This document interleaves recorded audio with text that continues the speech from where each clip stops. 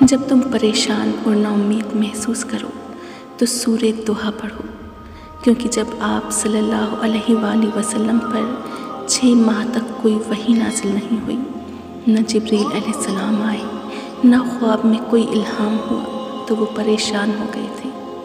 جب وہ پریشان رہنے لگے تو اللہ تعالیٰ نے سورہ دوحہ وحی فرمائی، جس کی تفسیر آئی ہے کہ اگر تم پریشان ہو تو رات کو جلدی سو اور صبح جلدی اٹھو اور خوبصورت صبح کو دیکھو، تاکہ تمہیں پتہ چلے کہ صرف اندھیری رات نہیں ہے بلکہ اس کے بعد روشن صبح ہے۔ پھر فرمایا، اے محمد، تمہارا رب نہ تو تم سے ناراض ہے اور نہ ہی تمہیں بھول گیا ہے۔ کیا اس سے بہتر بھی کوئی تسلی ہوگی؟ تو جب بھی تم پریشان ہو تو سورہ دوحہ پڑھ لیا کرو۔